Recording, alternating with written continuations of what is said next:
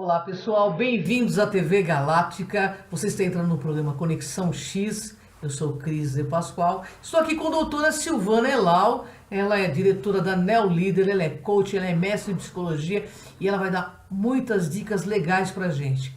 A pauta que eu pedi hoje para ela foi o seguinte: desaprender para aprender. Explica pro pessoal por que a gente tem que desaprender para aprender, Silvana. Ok, o que acontece? Todo o processo que nós temos de aprendizado, ele vem desde a mais tenra infância. Então, o que acontece?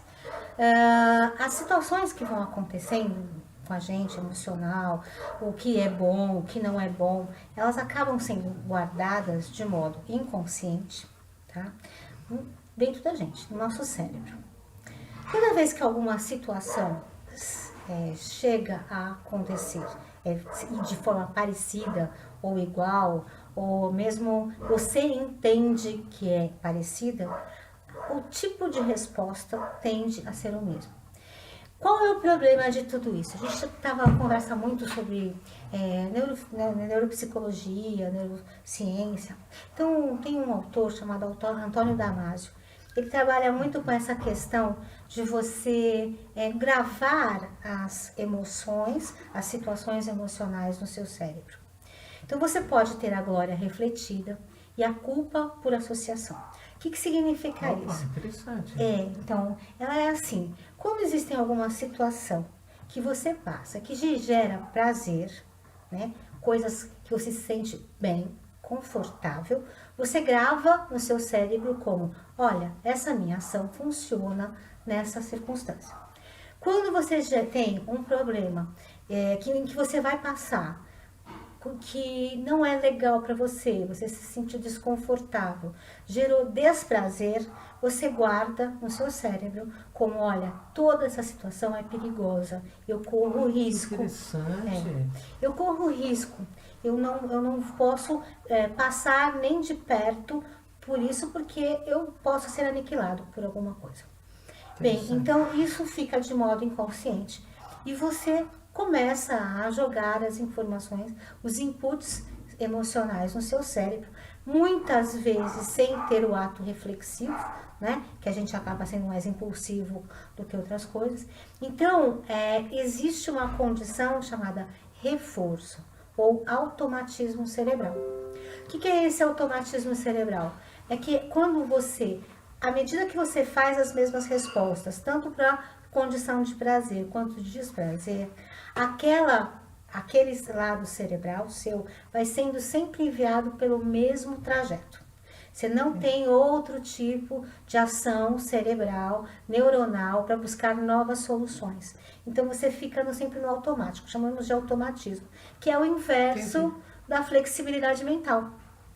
Que é quando a pessoa procura outras situações, então ela pega outros caminhos de conexão na própria situação de pensamentos, né? De você encontrar outras situações. Ok, então por que nós dizemos que nós às vezes precisamos desconstruir ou desaprender para aprender de novo? À medida que você vai crescendo, todos esses pensamentos passam a ser o que a gente chama de pensamento automático. Então você não para, você responde automaticamente às situações. Olha que interessante. Tá? Vamos dar um exemplo: medo de errar. A gente tem o medo de errar. Então, muita gente acredita ou tem aquela crença irracional que se eu errar, eu serei um fracasso e ninguém vai gostar de mim. Qual é a tendência dessa pessoa para o resto da vida? Evitar qualquer situação onde ela possa errar. Se ela não tiver absolutamente certeza daquilo que ela vai fazer, ela jamais vai entrar em algum tipo de desafio. Então, são as pessoas que ficam mais presas por isso. Qual é o pensamento automático dela? Se eu errar, eu sou burra? Se eu errar, eles vão me deixar? Eles não vão me considerar? Entendi. Então, não faça. Não faça isso.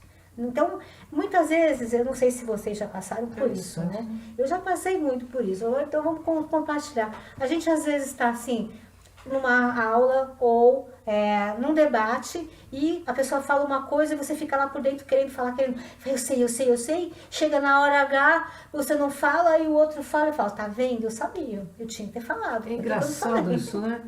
É porque isso ocorre mesmo, é interessante. Acontece. Você está falando, eu estou vivendo em muitas situações. Então, e essa é uma situação, Cris, que ela é, na verdade, bastante comum, mas as pessoas acabam não se atendo a esse fato. Mas, normalmente, são essas situações que aprisionam as pessoas nos seus mundinhos. E é aí que começa a gerar a zona de conforto, eu só faço aquilo porque eu não sei o que vai acontecer. E aí que vão acontecendo de você deixar de acreditar em você. Porque se você não age, então você não tem como perceber o quanto você tem de probabilidade, qual é a probabilidade que você tem de sucesso. Então você acaba tendo mais baixa autorreferência, baixa autoconfiança, por consequência, baixa autoestima. Nossa, o assunto é tão interessante porque é verdade isso que acontece. Você não tem aquela coisa que você emperra? Todo mundo tem, eu sei, eu tenho, eu estou me vendo aqui nessa pauta, olha que interessante. Silvana, vamos falar das relações, então, relação emocional, como funciona isso? Eu não entendi bem a sua pergunta. Então, a pessoa emperra em determinada coisa que acontece, que seja negativo, e no positivo não, tá tudo certo. O cérebro falou o quê? Não, o positivo também é sim. Também? Veja bem, vou dar um exemplo, tá? Vou dar um exemplo que eu costumo dar para não pegar mal para ninguém, tá? Então vamos lá, eu não tô pegando passo de ninguém. Vamos supor que quando você era criança ou adolescente, tudo que você ouvia quando estava perto das pessoas, da sua família, na escola, né? É que toda vez que você concordava com tudo, você é legal. Então, você vai criar na sua cabeça que se você não disser não para ninguém, você vai ser amado, vai ser aceito, vai ser bem-quisto no grupo. O que vai gerar para essa pessoa? Conflito, né? Então, ela foi aceita, porque ela era boazinha, mas a ela pessoa vai gerar bacana, conflito, só que ela não vai conseguir dizer não pro resto da vida. E quem não sabe ouvir não sabe dizer não, também não sabe ouvir não. É. Esse é fato. Então, qual que é o problema? Isso é uma coisa que foi uma glória refletida, ela não passou por nenhuma situação de desprazer, porém, ela se aprisionou emocionalmente na crença de que ela precisa fazer tudo o que os outros querem. Então, tem muita gente que faz isso. E não consegue dizer as coisas, porque o que os outros vão pensar? Né? Não conseguem fazer o que precisa ser feito, porque e se eu fizer a coisa e ele não gostar? Entende? Então, essas são os maiores travões que a gente tem do nosso aprendizado nesse tipo de relação, nesse tipo de situação emocional. E é um sofrimento para quem tem isso, porque ela se sente como se fosse uma outra pessoa. Então, normalmente, não é de praxe, ela cria um personagem, uma persona diferente daquilo que ela é. Então, ocorre um distanciamento entre o seu ser e o seu estar. A sua essência e o que você comporta, o que você faz, o que você age. Então, você começa a duvidar se o que você pensa é bom o suficiente para compartilhar. Nossa, que interessante, hein? Bastante pessoas passam por isso. Não, é verdade, eu acho que todo mundo passa por isso, né? Até o momento que você consegue, então, sair desse... Porque me parece que fica um círculo vicioso mental, não fica? Na verdade, você perde o que a gente chama de autorreferenciação. Entendi. Você perde a referência. Então, muitas vezes, a gente não são poucas as vezes que a gente percebe pessoas conosco no nosso desenvolvimento, quer seja em coaching executivo, entendeu? Não é só o life coach, não. Então, mesmo dentro da psicologia, não é nada raro a pessoa não saber quem ela é. Então, é aquela situação, o que você é? O que você gosta? A pessoa não consegue se situar. Então, a autorreferência dela é o que o outro pensa de mim. Muitas vezes eu ouço, não, as pessoas me acham legal. Ah, as pessoas te acham. E você? Olha que legal, né? As pessoas me acham legal, as pessoas falam que eu sou isso. Tá, e você fala o que de você? Essas coisas a gente pega Interessante muito. isso, hein? E as pessoas não se percebem, entende? Então, elas não têm referência. Passa a ter referência o que é dito pelo outro, o comportamento do outro, se você está ok ou não com a situação. Mesmo que aquilo que você faça não lhe faça bem. E aí começa o processo do adoecimento emocional. Porque você está em incongruência. Você não está congruente com o que você realmente é. E aí a pessoa adoece, né, Silvana? Assim, fatalmente ela começa a desacreditar de si, ela começa a deixar de existir, né? No que eu digo de deixar de existir não é que está morrendo, não. É que ela passa a não ser vista, ela não tem, por exemplo, não consegue ter visibilidade no trabalho, ela não tem visibilidade com os amigos, ela passa a ser um coadjuvante sempre, né? Das situações. E tudo bem que ela sempre é convidada, mas não é uma pessoa que ela pode se manifestar com bastante tranquilidade. Ela não se manifesta de modo tranquilo, sabe? Aquela situação sempre trancada. Será que eu posso? Será que eu não posso? E se eu disser? E se eu não disser? O que eu faço agora? Vai ser bem? Vai ser mal? Não, então ela perde a espontaneidade. É uma pessoa não espontânea. O que acontece com tudo isso, Cris? Que eu sei que você vai perguntar. Claro que eu ia perguntar. Então, o que acontece com tudo isso? A pessoa não coloca a energia dela no fluxo. Entende? Ela trava as coisas. Então, começa a não aparecer namorado, nem namorada. Os empregos ficam diferentes porque ela fica encapsulada. Ela não consegue se soltar. As pessoas não conhecem ela. Ela é sempre um representante de um outro alguém.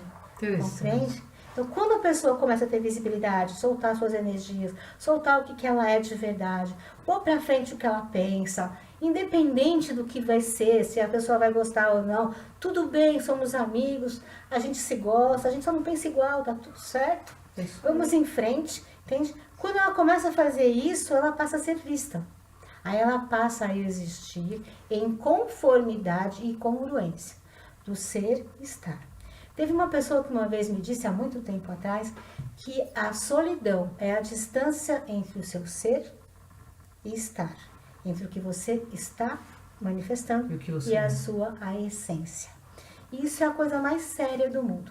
E depois gera depressão, porque você não sabe se situar no mundo como uma pessoa normal, né? Uma pessoa que tem fluidez, que consegue ter harmonia, que trabalha solto. E nas interrelações pessoais, isso também, eu acho que deve afetar muito os relacionamentos, né, Silvana? Sim. Casamentos são dissolvidos por conta disso, porque você acaba sempre fazendo o que o outro quer ou vice-versa, né? Na realidade, Cris, quando um parceiro, né, do casal deixa de existir, não há mais casamento. Porque o casamento é a união de dois indivíduos, é a individuação, é a construção dos dois. Uma relação, se tem uma coisa que eu consegui nessa vida com a minha dupla, meu esposo, é exatamente a maturação do afeto entre duas pessoas. Então isso eu posso falar para vocês de boca cheia, né? Um casamento nunca é um na frente, um atrás, é ombro a ombro. Um casamento nunca é a minha opinião sobre a sua. É uma construção de opiniões. É um respeito àquilo que a gente não concorda. É a concessão quando deve ser dada a concessão. É o não quando deve ser dito não. E é o sim quando é melhor para todos os dois. Então eu acho que quando a gente passa a entender o nosso relacionamento com o outro, ombro a ombro, que você compreende que o outro faz parte do seu crescimento, faz parte da evolução dos seus processos íntimos, né? Do seu autoconhecimento, porque o outro te acrescenta muito. E quando o outro, eu estou escrevendo até um pouco sobre isso, sobre a complementariedade que o outro tem em relação a gente, né? Nossa dupla, o nosso marido, esposa, o nosso cônjuge. Veja bem, o deixar de existir é ser para o outro o que ele quer. O complementar é estar com o outro mão na mão. Ele é aquilo que eu não tenho, ele me ajuda, me reforça, me faz aprender, me faz crescer. Aquilo que ele não tem, eu ajudo a crescer, eu gero crise, a gente está junto lado a lado, ombro a ombro, e um aprende com o outro. Olha que bacana. Né? Então, isso que é o senso de complementariedade entre duas pessoas, que eu estou precisando. Então, não é um reforço, não é uma reciprocidade. Isso a gente pode fazer com um amigo, com qualquer pessoa, mas com aquela pessoa que está do seu lado, um relacionamento íntimo, ele tem que existir e muito do seu lado. E sempre com muito respeito, porque é essa a base fundamental de uma afetividade madura.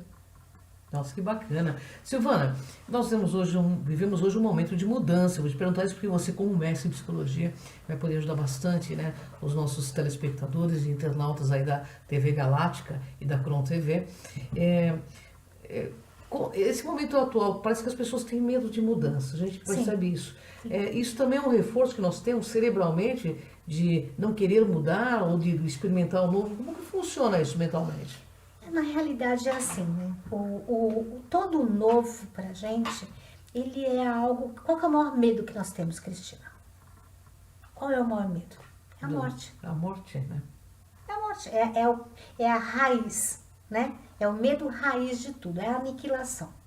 Então, o sofrimento lembra a morte, né? Então, tudo que você não domina, a nossa tendência é fazer coisas que nós dominamos.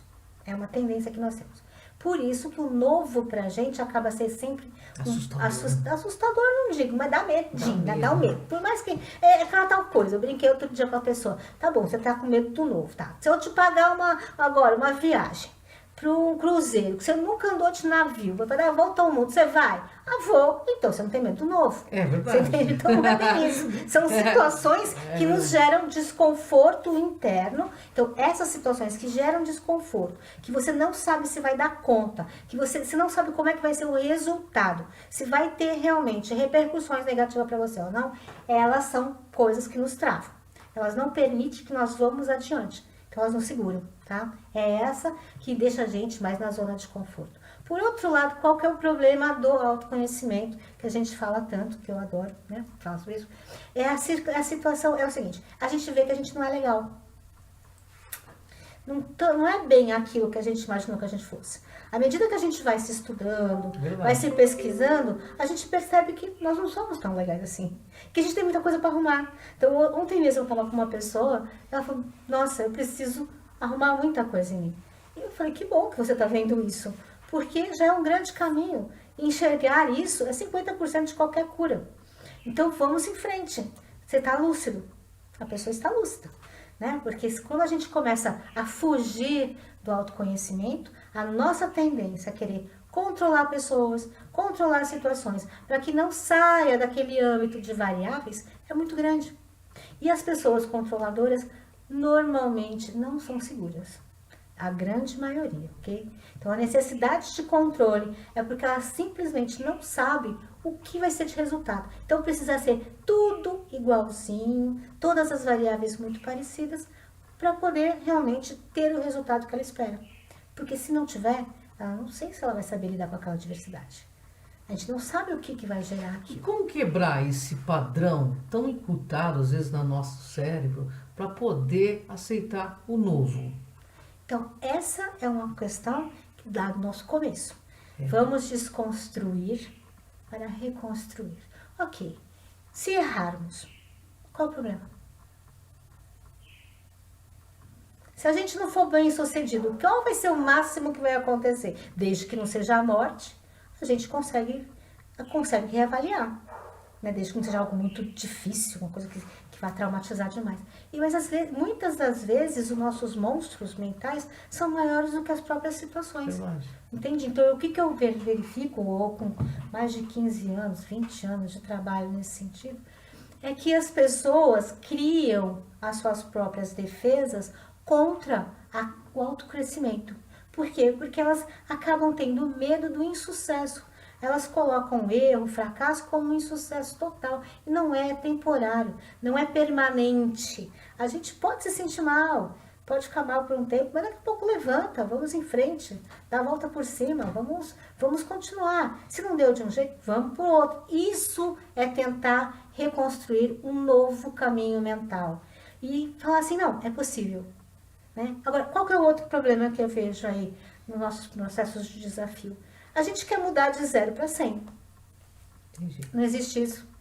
A gente tem que ter um processo de maturação, né? Mesmo das ideias, a reflexão. Então, se eu mudar de 0 para 1, que bacana. Já valeu, Então, né? de 1 para 2, ótimo, vamos indo. Isso que eu falo que é uma construção do aprendizado. Então, a gente não pode ser arrogante do saber. Não dá para manter isso. Nós não sabemos tudo, nós não sabemos os nossos limites. A gente é toda uma eterna conquista, né? Então, a sabedoria maior está no aprendizado. A cada momento a gente aprende. A cada momento a gente verifica que é possível qualquer tipo de mudança se houver reflexão, se houver critério de escolha, se houver planificação, objetivação, se deixar tudo claro.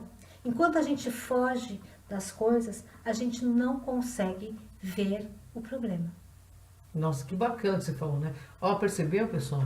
Quando a gente foge das coisas, a gente não consegue ver o problema. Tem que ter coragem para evoluir, tem coragem para se olhar de frente.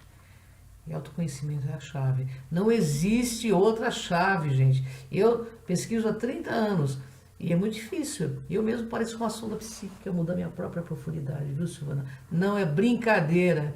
A gente é esse turbilhão, mas quando a gente percebe que o caminho é interno, a gente para de buscar fora o que está dentro também. Mas tem um outro lado que as pessoas não pensam muito.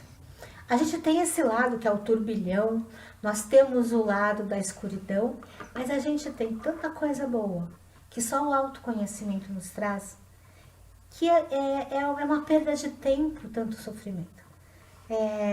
A gente tem tendência a olhar só para o negativo, ou achar que o negativo é muito ruim demais. Não é assim. O negativo é só um tempo, é o tempo da transformação, é o tempo que a gente tem para modificação. Agora, o que a gente percebe de positivo em nós é que nos fortalece e nos dá a convicção que a gente vai conseguir mudar qualquer coisa na nossa vida. E que é só uma questão de tempo. Só uma questão de aprendizagem, maturação e implementação. É o tempo que a gente precisa. Porque todos nós temos condições de mudar qualquer situação. E é por isso que dizem, né, Silvana? Se você não muda nada que tem em volta também. Se você não muda aqui, você não muda nada que tem em volta, né? Depende de nós muita coisa. E a gente tem que ter coragem para poder mudar, né? Tem uma frase que eu adoro, né, do Gabriel Pensador. Muda que quando a gente muda, o mundo muda com a gente. E é verdade. E é assim que acontece. A gente às vezes está fazendo a questão do coaching, a questão da sessão, aí da psicologia. Aí a pessoa fala assim, nossa, a pessoa mudou tanto comigo. Eu falei, já parou pra pensar que foi você que mudou com ela? É verdade. Porque quando você muda, a pessoa te vê diferente. Aí se a pessoa não consegue fazer a atualização da tua autoimagem, você vai fazer. Com o tempo você muda. Todos nós conseguimos atualizar. Todos nós conseguimos nos atualizar. Não dá pra gente ficar vivendo lá atrás, né? Antepassado da gente, assim, aquela coisa que sempre, né? Tem muita gente que fala sobre isso, a síndrome da Gabriela, né? Eu nasci assim, eu vivi assim, você sempre assim, e que assim seja. Não, nós temos nosso maior desafio, né? Que a gente tem agora é realmente se auto-superar a cada momento, ir em frente a cada momento, né? Conquistar os nossos espaços internos, dar credibilidade ao que nós pensamos, né? E nos construir. Então, é por isso que muito daquelas informações que nós temos cristalizadas no nosso cérebro, que nós temos hoje como convicção, elas podem ser paulatinamente destruídas. E a cada momento, cada vitória, nem que seja mini vitória, de 0 para 1, ela vai construir uma nova forma de pensar, uma nova forma de você ver o mundo e principalmente uma nova forma de ver como você vai reagir às situações e ao mundo que te cerca. Olha que bacana, hein? Bom, eu tô adorando, né? Fazer pautas com a Silvana é uma aula de autoconhecimento. Bem, mas agora eu quero falar do trabalho que a Silvana exerce, porque ela é diretora da Neo Líder e ela faz o coach comigo, então eu super indico para vocês. e ela é uma mestre de psicologia, conhece muito. Silvana, vamos falar um pouquinho da Neolíder? Vamos falar. Conta um pouquinho da Neolíder para o nosso internauta, para o nosso telespectador. O Neolíder, ela é composta por uma equipe multidisciplinar. Nós somos todos pesquisadores, a gente gosta muito de pesquisar as pessoas profundamente. E o que acontece é que nós trabalhamos lá com um processo de desenvolvimento, né? Então, se você não tem uma competência, precisa adquirir, nós conseguimos fazer com que você chegue até lá. Se você tem, nós temos psicólogos lá, né, também, que se você tem algum problema, nós também temos esse auxílio da saúde, da área profissional da área da saúde. Então, o que é a Neolíder? A Neolíder veio para ajudar todo mundo a ser, né, construtor de si mesmo, a poder chegar na sua autogestão, a ser um líder não só nas suas empresas, a ser um líder em todos os lugares, né, para ter o poder de compreensão, de autogestão e de condução das pessoas que estão à sua volta. Sempre no melhor, né, de preferência no melhor para todos. Então, com muita ética, com muita credibilidade, nós respeitamos muito todas as pessoas que estão lá. A gente espera poder fazer um bom trabalho sempre. E faz. Bem, eu gostaria que a Silvana passasse os contatos da Neolíder para que você, né, procurasse a Silvana na hora que você precisasse. Pessoal, nosso site é www.neolider.com. O telefone para contato é 4426-4874. Então, nós aguardamos o seu contato. Qualquer dúvida, estou à sua disposição. A gente pode conversar, fazer um primeiro bate-papo. Não é um contrato fechado na primeira vez. Nós também temos o coaching online, trabalhamos com isso. Olha que legal. Com crianças também, né? Com crianças é presencial, mas nós fazemos coaching infantil para desenvolvimento a partir dos 4 anos de idade, que é a época que mais a criança se desenvolve, né? Dos 4 aos 6 anos, que vai ter a autoestima, que vai montar com parte da personalidade da pessoa. Nós estamos fazendo isso, inclusive, coaching em grupo, tá? Com o tema. Então, fica aí o convite para você nos conhecer, pesquisar um pouquinho mais sobre a gente. Fiquem à vontade para fazer as perguntas. Bem, eu sou fã dela, tá? Eu sou fã da Neolíder e conheço a Neolíder há mais de 20 anos. Bem, pessoal, gratidão, Silvana, uma honra enorme estar contigo. Muito obrigada, Cris. Muito obrigada por a compartilhar vocês. tanto conhecimento. Pessoal, Para mim é uma honra. autoconhecimento é libertador, tá? Então, vem com a gente aqui na Conexão X e na Neolíder nessa jornada. Vem com a gente. Até a Obrigada, próxima. pessoal. Até a próxima.